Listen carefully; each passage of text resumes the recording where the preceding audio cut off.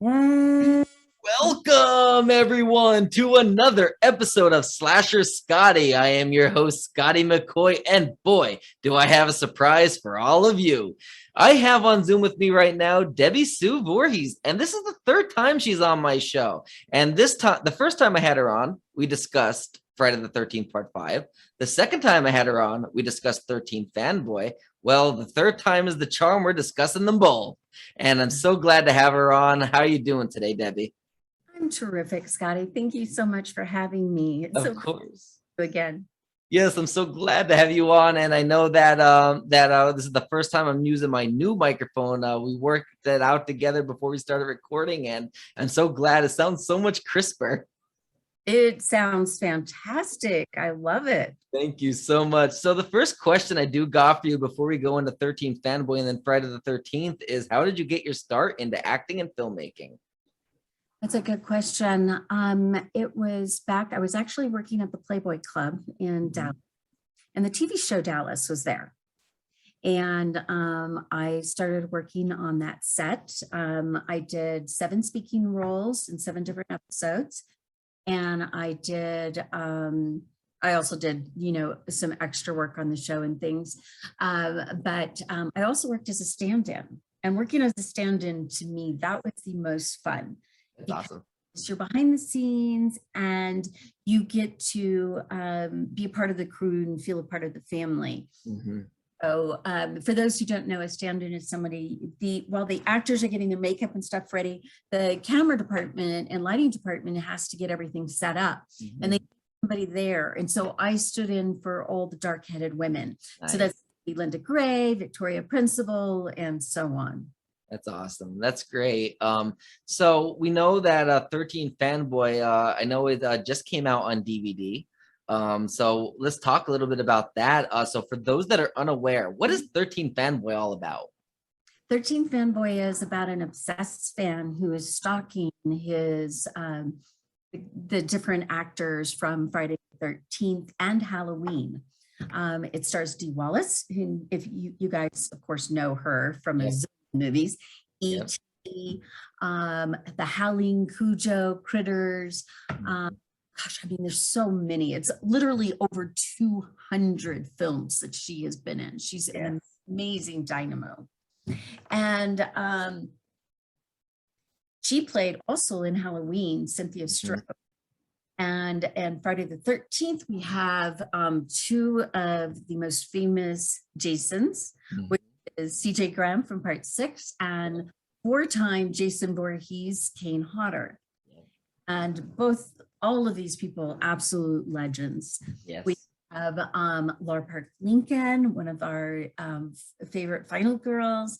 We have Judy Aronson. We have Tracy Savage. Absolutely. I'm playing a small role in it, although my main role is that of a director and co-producer and co-writer on the project. And let's see, we have Ron Sloan in there. And actually, Ron Sloan plays Dee's husband in the film. So one of the things that's really kind of interesting about this is that everybody is playing a version of themselves. Yeah, that's awesome. So think about that. Think about the intimidation there. Mm-hmm. It is one thing to call up an actor and say, I want you to play this character who's not you. Right. Who's being stalked. Now I'm calling and saying, I want you to play yourself being stalked. Nice. That level is much higher. It was for me too. I was nervous about it. Yeah. I really was. Now, once I made the decision to do it, that nervousness left. Mm-hmm. But, initially, I'll tell you very quickly how the whole thing started. Okay. I was on the phone with my producing partner. His name's Joel Paul Reisig. Mm-hmm. And we were talking about possibly doing a different film. But then he goes, I'm just curious. What are horror fans like? He's not familiar with them at all. And you guys might be a little on the scary side. And I'm like, I honestly, 99% of horror fans are just amazing. Yes. And so he's kind of like, what about the others? And I said, well, I had a couple situations that were a bit uncomfortable. And one of them was on Facebook Messenger. I received a message from somebody that said, wouldn't it be cool if you died in real life like you died in Friday the 13th? That felt a bit unnerving. I blocked the person. 3 weeks later, I have no idea if it was the same person or not. I'm going to assume it wasn't, but I don't know that to be true. Yeah. I'm alone in my office, or, at home, my home office, late at night, single light on, working on my computer on a script. Ding on my phone, my personal phone, not Facebook Messenger, which was way more worrisome. And my drapes are open to the outside. And he says, I'm watching you. I'm like, he actually could have been watching me at that moment. I could have been anywhere else in the house where he might not have been able to see me, but at that moment he could have been. Gosh. And then I get ding, ding, ding. And it's made clear he's pretending to be Jason Voorhees and he's there to kill me. Wow. And I tell my producing partner this, of course I block the person, tell my producer and partner this, he goes, that's our movie. And if you'll remember, that is in the film. Yeah. So there actually are real life things here. This is about a stalker, someone who is harassing people he doesn't know. Yeah. And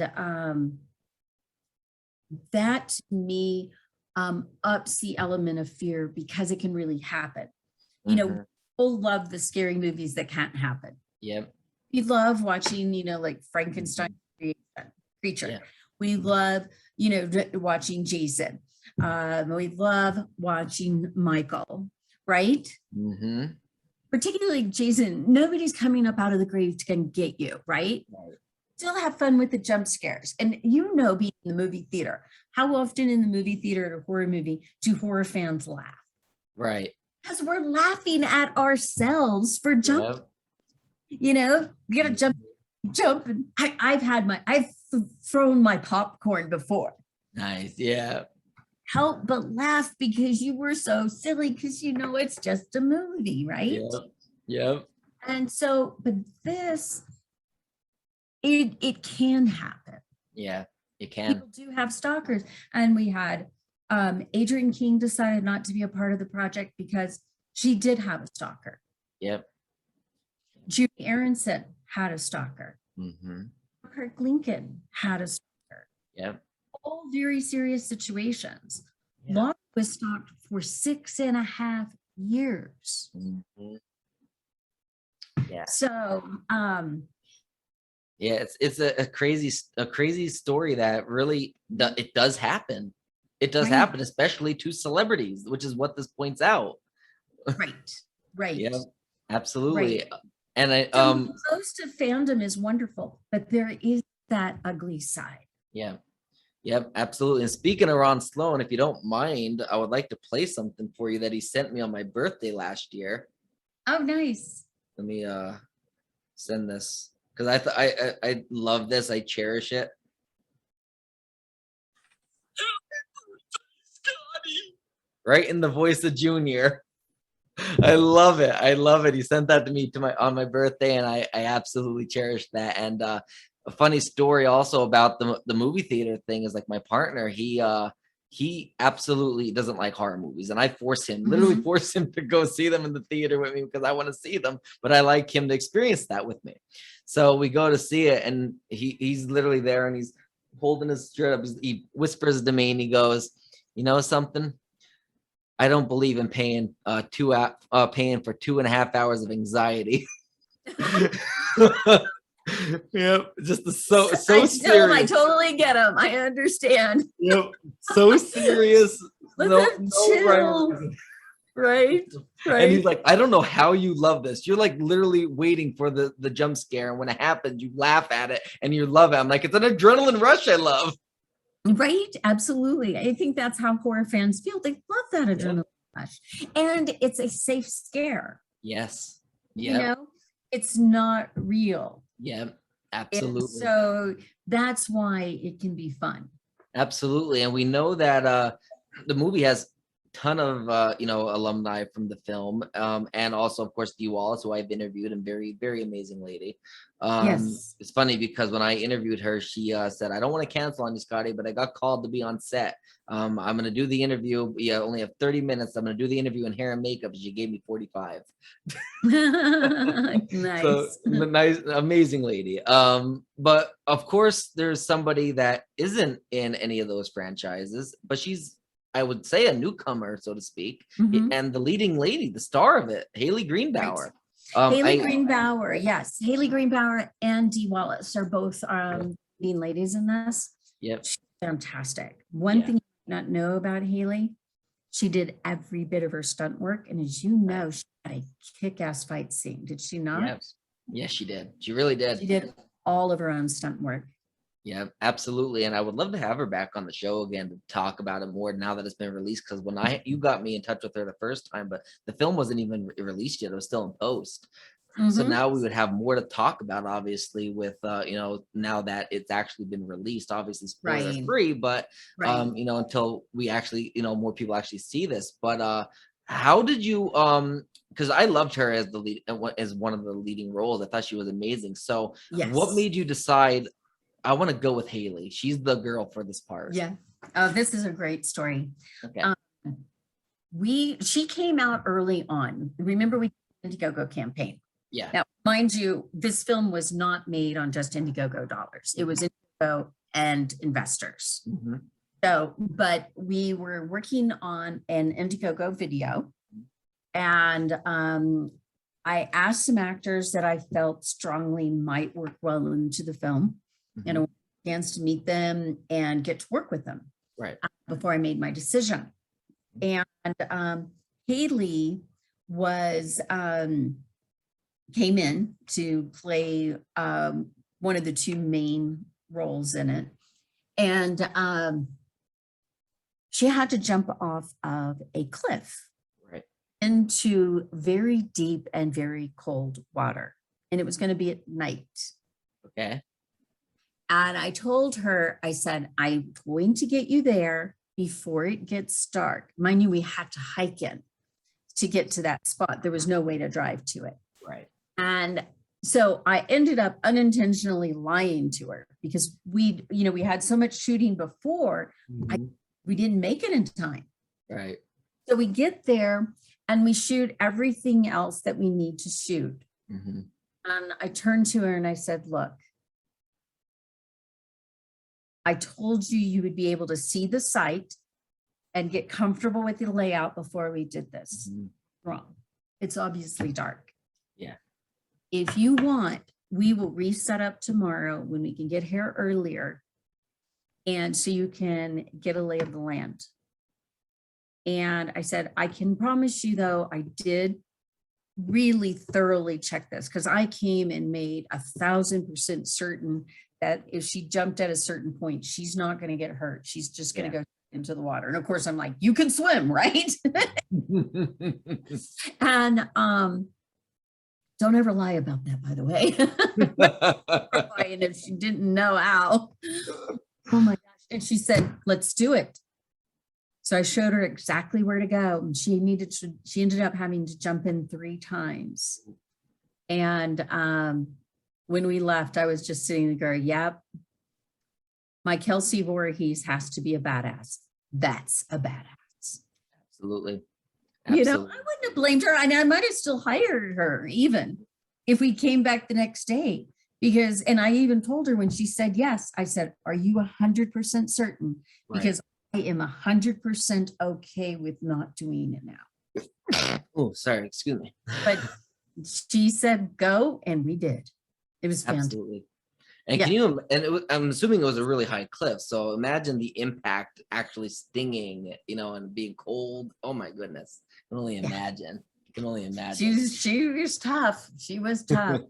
Yeah. So this obviously, independent films, there's a lot of drawbacks, a lot of things that are, hard with getting it done, whether it's financing, scheduling, or whatever. What do you believe was the hardest part in completing this film? Okay. You're right. There are some very difficult things. And let me just focus on one other thing about Okay. indie film first before I get to the negative parts. Okay. Um, One of the most positive things about doing an indie film is it's very empowering. Mhm. Take the reins. You're not going to the studio and asking permission. Not Mhm. going to a large production company and asking permission. You're taking the reins and making it happen. Absolutely. And that's a really incredible rush. Really, for 13 Fanboy, probably logistics was the most difficult because I shot in a small town in New Mexico. It's a ski town, mountain town, beautiful pine trees and everything, but there is no airport close by.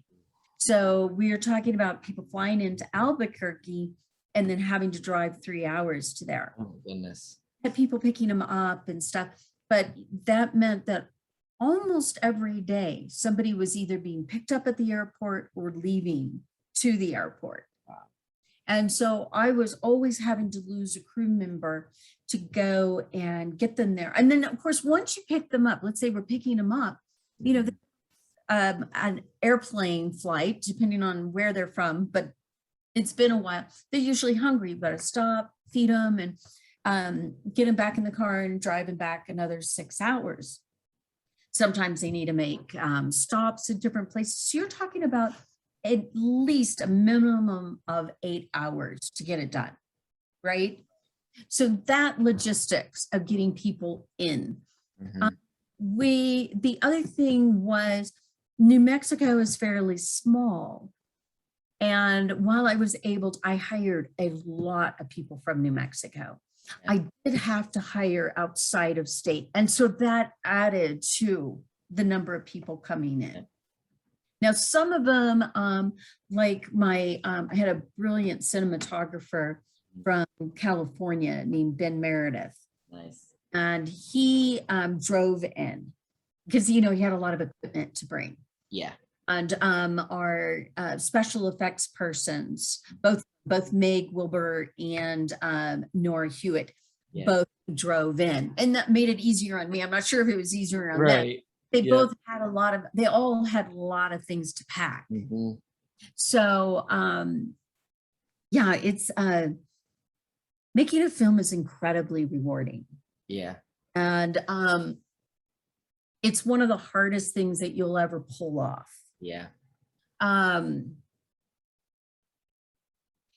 In fact, if there's any filmmakers out there who want to make a film, before you try to make your first film, I'm going to suggest to you that you get, there's a video workshop that you can do. And it's actually with my producing partner. Mhm. His name's Joel Paul Rysick. And he will take you from the beginning to end on what you need to do to make sure that you can get distribution. Yeah.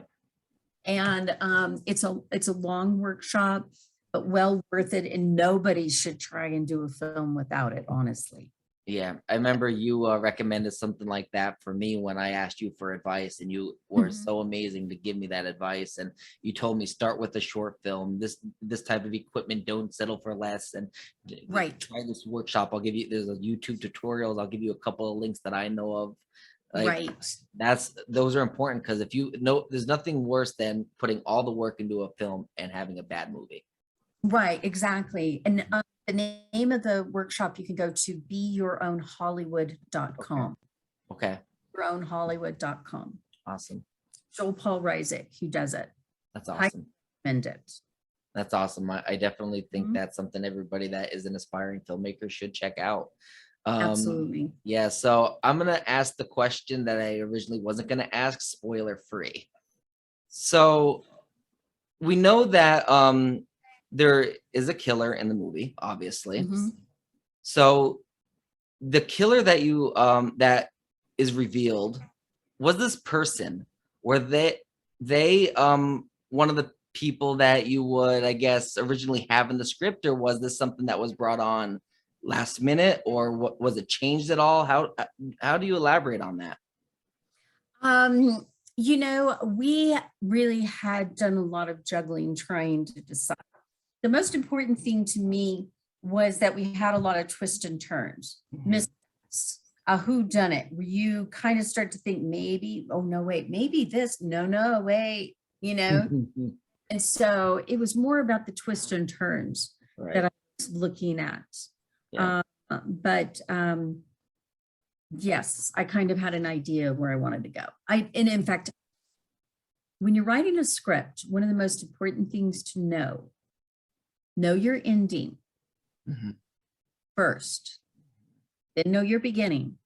And only then should you start to fill in between. Yeah. Think about it like you're creating a maze. Yeah. Have you ever cheated and gone to the end of the maze and you immediately get through really fast? Yep. Right? Yep. If you know your ending and then add your beginning and then fill in. Yeah. It just all falls into place so much easier because you make sure to leave your breadcrumbs in the proper place. Absolutely. You know? Absolutely. So I interviewed Jason Bradford and Christopher Norris. Now, forgive me, I don't remember who brought this to my attention, but I told them I had to ask you this question because they brought it up to me. And I think they even said they brought it up to you. So I don't remember who it was. You might be able to fill me in on that. I'm pretty sure it was Jason Bradford, though. Okay. But we have obviously 13 Fanboy. Is there a possibility of a sequel where we have alumni from, say, Halloween, maybe titled 31 Fanboy? You know, we have been talking about doing a sequel from the very beginning.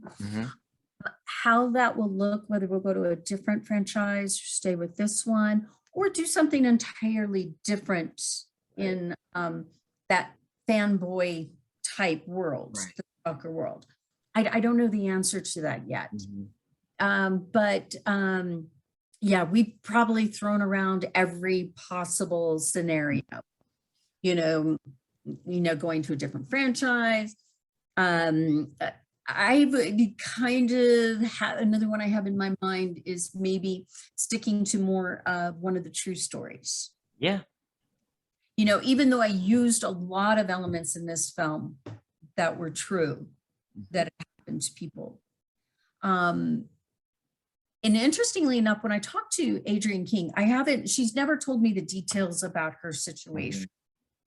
And she said one day when we could sit down and have a bottle of wine together and read that she would tell me the whole story.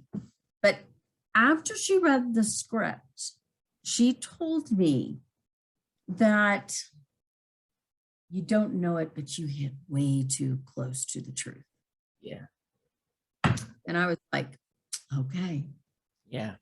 So, but to take one of the stories of what happened in real life, I think that would be a big interest to people. So possibility too. I don't know. Yeah. Honestly, I have zero idea what direction we're going to go with it. Right. But that's kind of the one that is most attractive to me.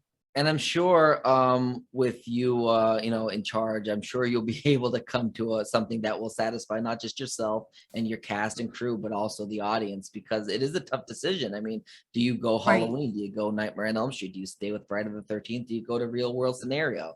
It's like there's a lot of choices, and it's going to be a tough one to choose from. I agree. Yeah. And I think one of the things though, while I definitely want the fans to be excited about it and everything.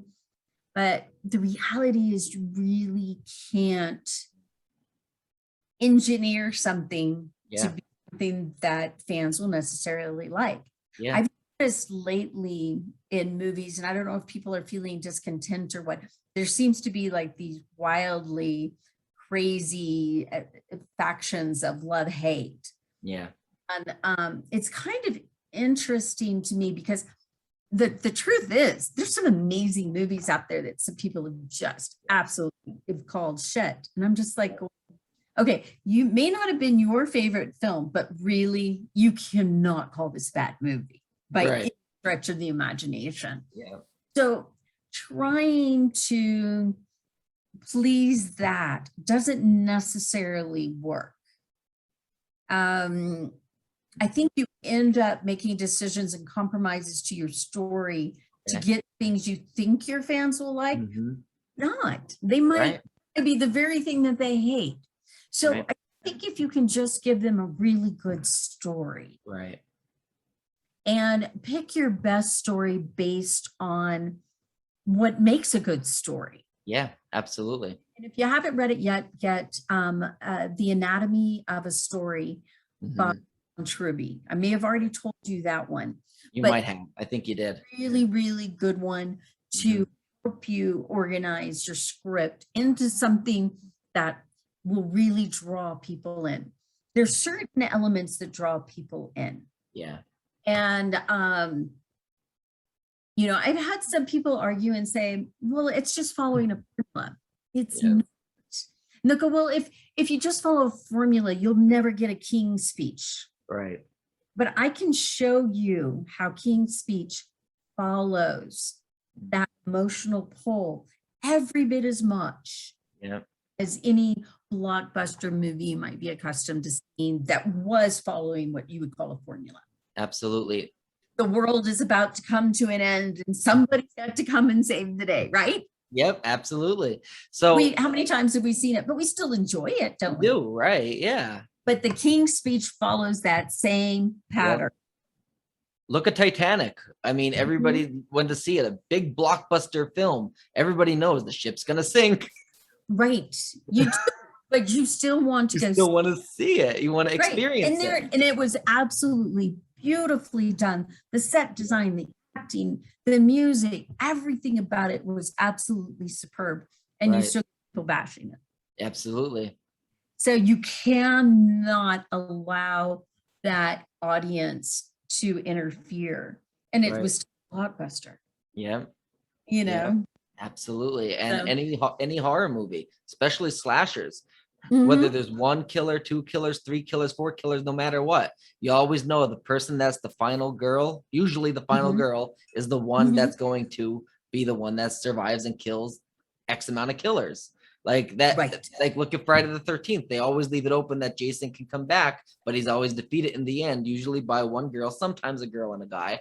But usually it's, the final girl gets the best of him, but we all know what's going to happen. And we all know there's going to be another movie, but we still want to see it because we like because the premise of the movie is very simple. All horny teenagers go to camp and get killed. And the one girl overcomes the killer because she's not horny. It's really the plot of the movies. That's really how it is. Well, I look at romantic comedies. They're basically the same as a horror movie. Yeah. It's very, what couple's getting together in the end. Yeah. But you still go to watch it to see how they get together and what they go through till they finally get there. That's my mom to a T with those Hallmark Christmas movies. Every movie has the same plot. There's probably 5 different plots to it, and there's always the prince becomes a king and ends up choosing the peasant instead of the queen. Right, exactly. Of course. But we want to see the ride. We want to go along for the ride. Exactly. No, you're exactly right. Yeah. Isn't it? Yep, absolutely. They're fun. They're just a great way. It's one of my favorite things in the world. It's one of a great way to just kind of hear. Absolutely. So many really wonderful movies. I don't know if you've seen 355 yet, but that is an amazing movie. See it. Check that out. I have to check that out. See it. It's so freaking good. I've seen it twice. I have to check that out for sure. And then and another idea, if you want to get an idea of what your quote unquote fandom or your audience likes, you obviously have the group Deborah Voorhees Sheer Horror Group. I know in groups you can actually post polls. So maybe post a poll in there, like if we did a sequel, not that we are, but if we did do a sequel, what would you want to see? Another Friday the 13th Fanboy, a Halloween one, a Texas Chainsaw Massacre, Nightmare on Elm Street, a real life world, or give them an option to put their own entry in. Right. Well, and I actually did use that some doing 13 Fanboy, like when I was creating the trailer with Riley Morris, my co-editor. He and I were trying to decide what to include. I knew that horror fans didn't like to see the kills. Right. But I thought, well, would they want, a little bit of a killer or something? And so I posted in there a poll, Show me the kills, show me no kills, show me a little bit, show me the tension. Right. And I mean, it was like, don't you dare show me a kill. Right. Can show me the threat, show me the fear, and show me the anxiety toward it. Yeah. Don't show me a kill. Right. Don't do it. And I do have a bone to pick with you, Miss Voorhees, about that trailer. That trailer, when they said Tiffany Helm's body was found or whatever, that, the announcer, I was told, this is before I saw the trailer. A couple of people reached out to me and they're like, Scotty, did you send her a voice message? Because I swear to God, that sounds like you as in that trailer. I'm like, really? Where at? I looked, I'm like, that does sound like me. Oh, how funny. I'm trying to remember. Oh, no, that was, let me think. That was one of the YouTubers. Who was it? James A. Janice from Dead Meat. Now he did the part at the horror convention. Okay. Lee McCoy did the part when they were looking for Laura Park Lincoln. Lee McCoy. Wow, I love that last name. Yeah, it's a great name, isn't it? It's my last name. That's funny. That was Ben Diatley. Okay. Friday the 13th Network. Nice. Nice. That's awesome. Yeah. And I know he was in remember the scene with Hayley in the bedroom? She's looking at his report on that. Yes. Yeah. Okay. Yes, I do remember that because I remember saying to myself, okay, so he was the one that was obviously the announcer because the voice sounded very similar, but it sounded more like mine in the trailer, I guess because you didn't see him talking. But then when you saw probably, I hadn't thought of it, but you're right. Y'all have a very similar voice. Yep. Thought of it. Yeah. And some people, because I know you were I think running a contest or something for something about being in the movie or something at one point. And a lot of people were asking me if I actually asked submitted for that. And that was my part. Right. And I'm like, no. Oh, how funny. No, I did. I tried to open it up for fans all across the board. Okay. I asked fans to audition for voice work, for acting work. Yep. Them to send in their music for possible use, and we used 2 songs from fans. That's awesome. I had visual arts painters, people who drew and stuff. You remember Dee in her studio where she's painting? Yes. Yep. That was Tammy McCoy's work. That's funny. I've got McCoys all around here. And McCoys are everywhere. I love it. I know. Why isn't Scotty McCoy in it? I know you didn't audition, did you? I know, I didn't. But Noelle Berger was in there, and she's a good friend of mine. Absolutely became amazing friends with her, and she is such a sweetheart. She is. She really is. There's some amazing people. It was so much fun. Oh, and I invited people to come to be extras. That's right. Horror convention. Yep. And we actually had several who came and took me up on it. Yep, and I know, like we mentioned, James A. Janice was there. Yep. I interviewed him. Great guy, really great guy, very funny. And I'm he actually really helped save us because I had all my shooting done except for I hadn't shot at a convention yet. Okay. And while I had created a fake convention and done some of that, I needed something that was a little bit bigger where I could see more of everything to give more of a feel that it was a big deal, a big convention. Conventions are what they look like. Yep. He had some film footage that he was able to let me use.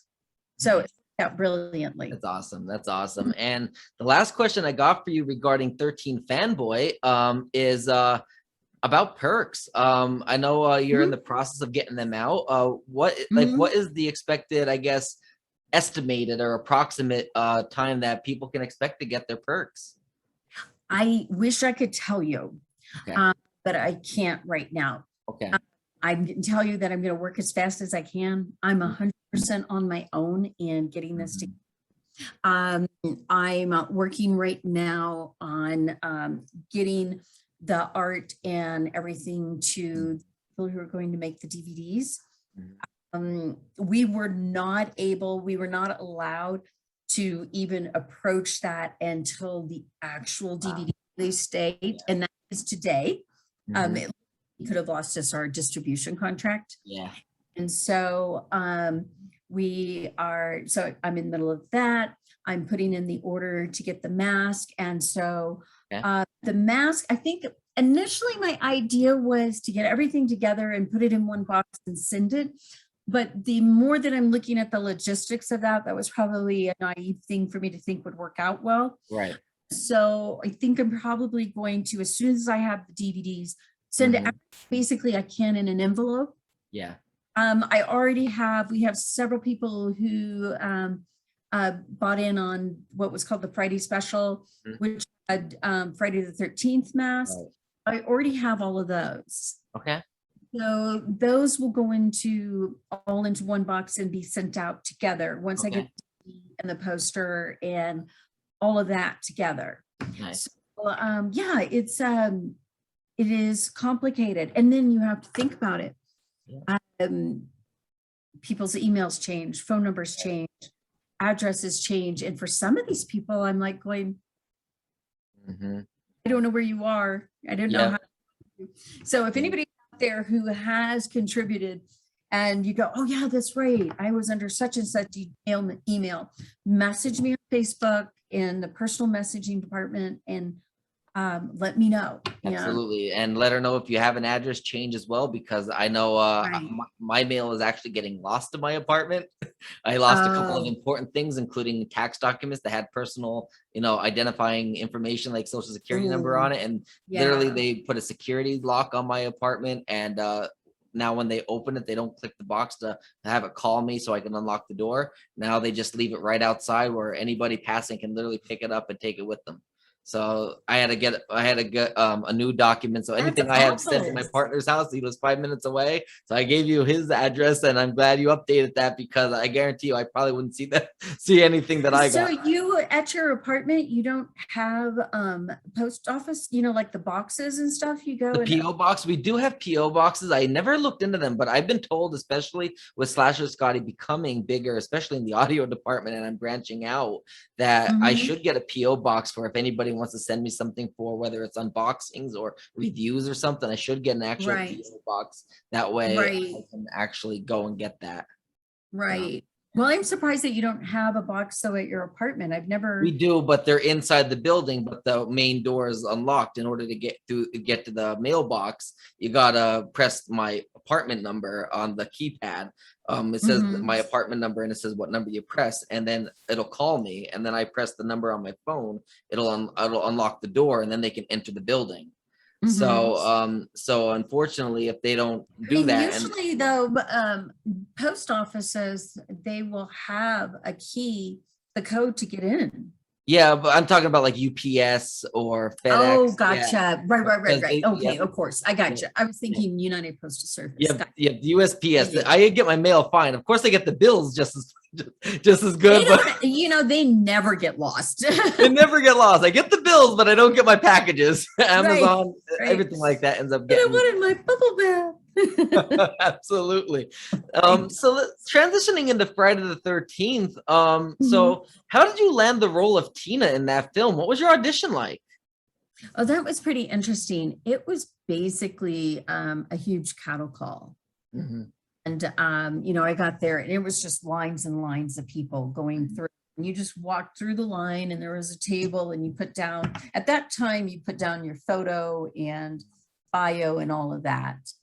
And then, I went in for 3 separate auditions, one for the casting director, then the producer, and then the producer, and then the director, and the producer. Okay. But after I auditioned for the director, he let me know that he wanted me for the role. Nice. And so it was more of a courtesy to meet the producer, even though I did read and stuff for him. Absolutely. So I was very excited. I felt incredibly honored. That's great. Yeah. That's great. And your death scene, obviously a lot of it is off screen because of how vicious it is. But Right. the thing that gets me with that scene is when he gets the hedge clippers and puts it in the eyes and squishes it down, you can hear the bone crack. So I how was know. this death scene, like how was it filmed and prep for your SFX on your eyes? How was that Right. done? Did it burn? All that stuff. Absolutely. Well, the first thing had to happen was long before I ever got to the set. To the special effects person where they did the prosthetics. And it was kind of like, think of silly putty, but very cold. Went over just this part of my face. Yeah. Might have gone over my nose, but I don't think so. I think it was more like about right here. Okay. And it definitely didn't cover my mouth. And it was kind of like it froze. Have you ever had a Slurpee and you're slurping along and you get the brain freeze? Yep. Well, this is the brain freeze, but you can't stop sucking the Slurpee and make it go away. It's still And so once that was made, basically that was the mold to make the part for my eyes. It was only about this size because it's just the mask right in here. So even a little bit smaller because it's below the eyebrows. So, and then once I got to set, it's very, very thin. And they wanted to have, of course, the skin look to it. Right. But you can imagine if you go and just glue that on, it's clear there's a mask between here and here. So it took about 3 hours of very slowly putting that in so that they could make it look like it fit right, my skin, have that break. Yeah. And then of course they put dark and then coloring in there. And then the last thing that they put in was the blood. Now, by that point, I could not see anymore. So talk about being, hang on just a second. Okay. Sonny, come here. Come here. Great. So I went cute. to Eat Scout. Hello. Hi. This is stars of 13 Fanboy. This is He's so cute. He's so sweet. Put him out. Go ahead. Go on. I think they had to go to the bathroom. No problem. To get out. So Not a problem. okay, so by this time, with the mask and everything, I can't see. First day on set. So the director was really nice to me, Danny Steinman. He came and got me the dressing room, or from makeup, and then led me out because I really couldn't see, and to make sure that I was stepping where I wouldn't, hurt myself. Step over that rock, step over, that kind of. And yeah, but I was naked in the scene. That's what I was gonna ask. Were you naked when you had to get walked as well? Like you couldn't see? No, then I have on a robe. Okay. You get into the scene. So it adds to the double a little bit of anxiety. But yeah, and then the blood and stuff, even though they tried, and I try to keep my eyes closed, it still seeps in. It definitely burnt. I bet. So speaking of your nude scene, was it a closed set, and were you uncomfortable performing those scenes? I won't say uncomfortable might be a little strong of a word. Yes, and in some ways, of course, it is.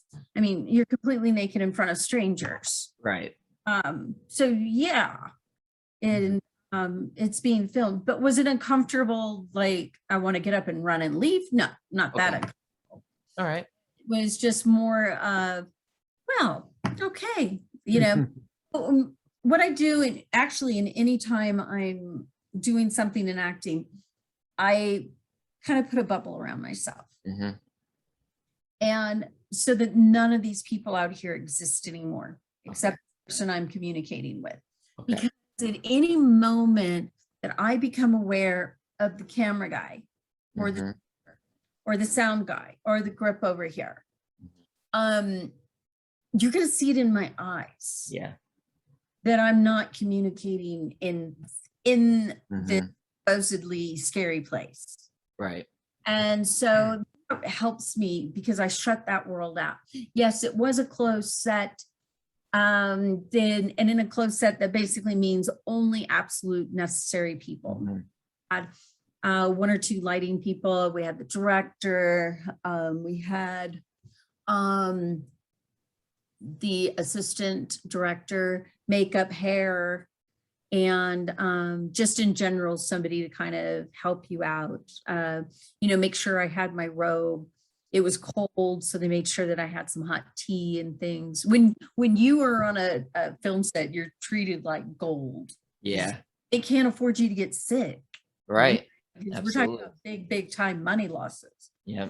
One point I was sitting there and the producer decided that I didn't have everything I needed. He goes, "Why doesn't she have a blanket? Where is her tea?" And all of a sudden everybody rushed around me and I'm like, "I was fine. Thank you. Thank you for the tea." Right.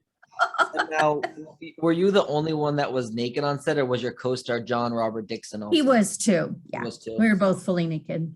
Nice. Yeah. And a lot of people think, like, whether it's soap operas or horror movies, when you do a sex scene, that, oh my God, I would love to do that. That's so, like, it's so great just to get paid to have sex. It's not as sexy as you think.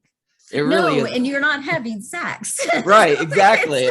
Exactly. And it's not really that sexy because there is technical. Nothing sexy about it. There's nothing very sexy technical about it. And it's like, turn your head this way. We kissed for so long that my jaw hurt. I didn't want to kiss anybody for about 2 weeks. Wow. You're supposed to be trying to look like you're kissing, and they're like, nope, you move your head this way. And you're like, wow. And then you end up in this really weird kind of contorted position. Yeah. Looks natural on film, but for that you, just shows how good of an actor you are too. Yeah, of course. Yeah, it's really a technical thing, and then you have all these people watching you and yelling at you, do this, do that. On a good set, no one but the director should talk to the actor. Right. Yeah. It's, if the DP needs something, they should go through the director because it may not be something that they like or want. And that's definitely a huge pet peeve for me. And most actors will get really upset because they don't know what's in my mind. Yeah. So they might tell the actor something completely different. Yeah. And so, and plus, as a director, that's one of your big jobs is to make sure you have a really good rapport and are making your actor feel comfortable. Absolutely. Somebody else is barking orders at them, then eventually what you have is you have different people telling you different things. Yeah. You don't know what to do. And then you're taken out of the moment. Yeah. I always just, very quietly direct my actor. Mm-hmm. It's about respect. Yeah.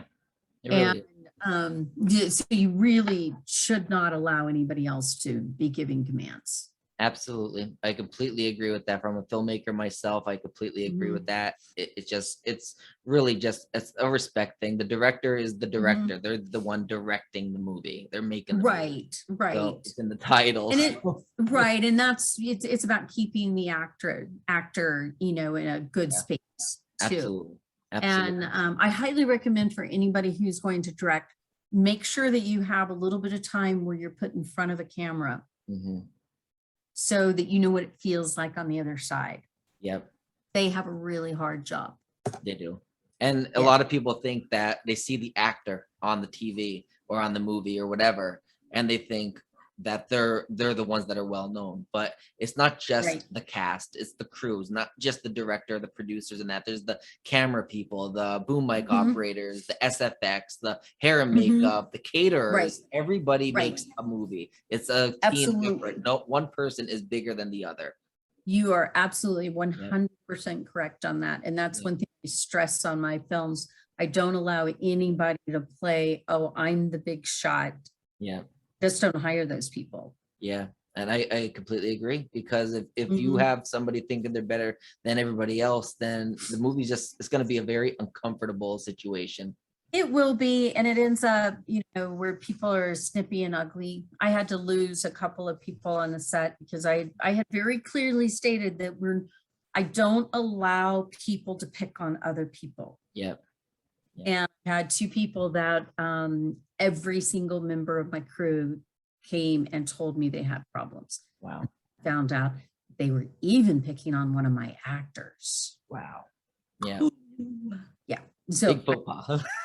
That's a huge no-no, because the actor, they're trying to about to get on into a scene. Whatever they need to feel in that scene and needs to happen. Now they got this thing that just happened where they just got yelled at and it's bothering. Yeah. Absolutely. And it's not easy for them, because they're not, it's not like they're just going on set and playing themselves. They're playing a character, whether it's a Tracy Savage where she's playing herself, but she's playing herself as a fictionalized version of herself. So she's got to get into that version, into that mindset. And if you have somebody, yelling at you and they're not even in charge, and even the director shouldn't be yelling at you, they should calmly explain what they want, because that's how, that's the professional way to go. And if you have people yelling at you, you don't get in character. It just lingers there. Yeah. Right. Yeah. You're going to be great at this. You got the right attitude to start. Thank you. I've been on about 5 films I've done, and 3 of them have been mine. Nice. A lot came a long way since you gave me that advice.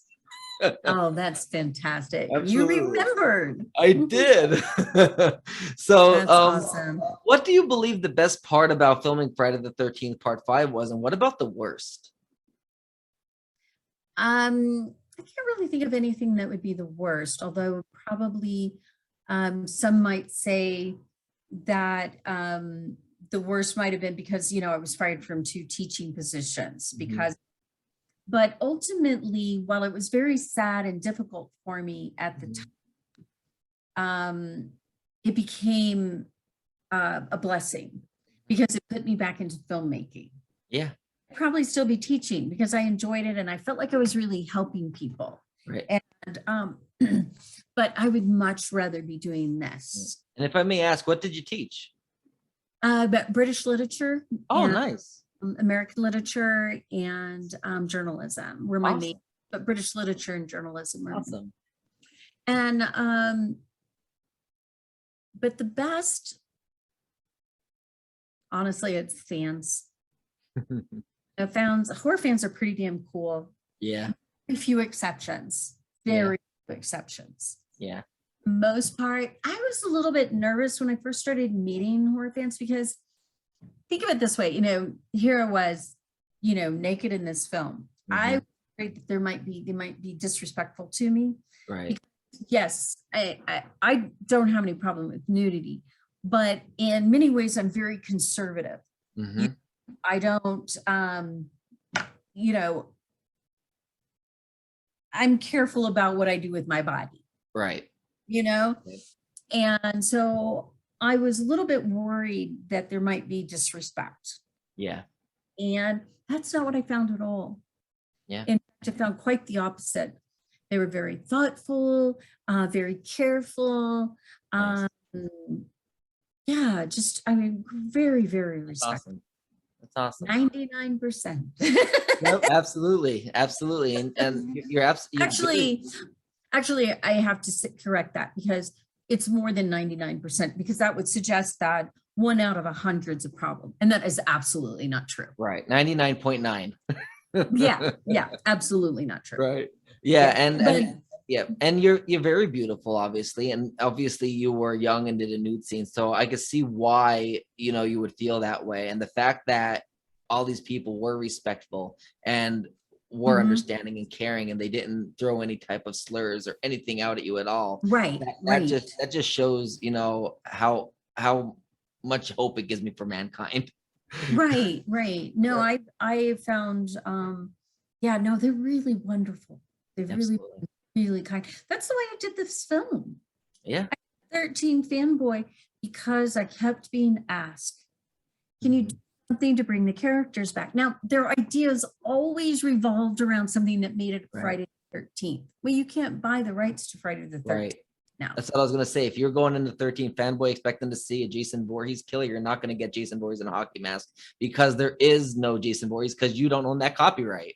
Exactly. Exactly. Yep. This is a whole different franchise, hopefully. Right. Right. So. Absolutely. And it was really well made. It really was. I absolutely enjoyed it. Like I told you before we started filming. And I might have even said it on camera. I don't remember. Me and my boyfriend and his aunt watched it on Halloween last year. I think it was out for maybe a week or so at the time. And I watched it and I absolutely enjoyed every minute of it. It was great. I'm so glad. Yeah. I'm glad you told me that your boyfriend liked it too. Yep, he does, because he's not a horror fan. Right. No, so that makes it all the more special. Absolutely. So the last question I got for you regarding Friday the 13th is, did you initially know when filming this movie that it was a Friday the 13th film? And if not, when did you find out? What was your reaction when you found out? And have you seen any films of the franchise before that? Big question. Okay. I had seen the first one before that. At the time that I first came in, I did not know it was a Friday the 13th. And I have tried to figure out when exactly I learned. I know for Ron Sloan and Carol Locatel, they learned on set when they saw Tom Morgan go by with the mask, right? But for me, if those who don't know, Tom Morgan was the stuntman on it. For me, though, I was not surprised on set. I believe I learned it was from Friday the 13th when I went in and with the director.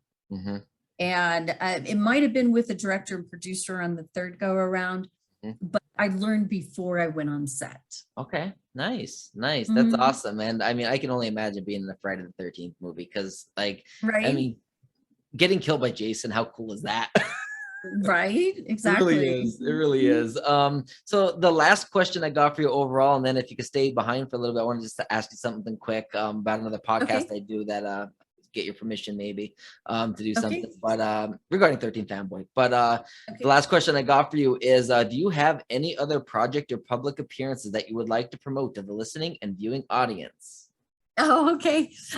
You know, right now I am looking at several projects, but I have not picked one that's 100% certainty that I'm going with next.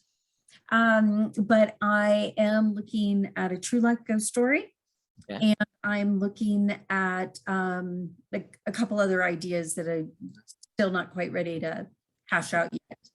And scripts are not written, but I'm starting to put together the storyboarding to try and see if this is the direction I want to go. I would say that if you would please, you know, you can get 13 Fanboy. You can watch it on Vudu, Amazon, iTunes, Xbox, Google Play. You can now buy it online at Walmart, Target, Barnes and Noble, and I'm missing one. Let's see. Amazon? Did I say Amazon? Okay. Amazon. And so yeah, you know, buy it. Please give me a good review. I would so appreciate it. And I am completely shameless. I'm not going to say, oh, give me any review. I don't care if you like it or you don't like it. I care. Just give me a good review. Right. And I do know that you have an appearance coming up with some 13 Fanboy cast members as well as Friday the 13th cast. Do you want to tell us a little bit about that quick? I have a few coming up. The most one coming up is for this May 13th is 13th, and it's going to be at Blairstown. And Ron Sloan will be there. Hayley Greenbauer, our leading lady in 13 Fanboy. We're going to be playing 13 Fanboy on that Saturday night. And then they have other people coming from the film. I am not sure who all else is coming. I know that Lauren is coming, and I believe she's part 2. Yep. And I'm trying to remember if CJ Graham is coming to that one or not. He might be. But you can definitely look it up and find it. And also for everybody that isn't aware, that area that they're going to be at in Blairstown, that is the original shooting spot for the first 1980 film as well. So, oh, good. Thank you. Yes, Yep. I'm glad you mentioned that. I kind of made leap in the assumption people knew, but of course they all you never know. So, right, exactly. And then let's see, I will be in South Dakota for the SuperCon. And that's going to be in September. Okay. And there's another one in August in Topeka, Kansas, the Slash and Bash. I'll be there. And let's see, I think that's what I have scheduled right now. Awesome. Yeah. I hope to meet you at one of these cons. We're going to be showing the film at those places. Awesome. So if you haven't gotten to see it at the theater, this will be a good chance too. Absolutely. And for those that are watching this, don't wait until those events to see the movie. Get your copy of the DVD now and show support and enjoy it, because it really is a great film and I'm sure everybody's going to enjoy it. Thank you, Scotty. Absolutely. I thank you so much, Debbie, for joining me. You bet. All right. You have a great rest of Scotty. your day. Thank you. Bye, guys.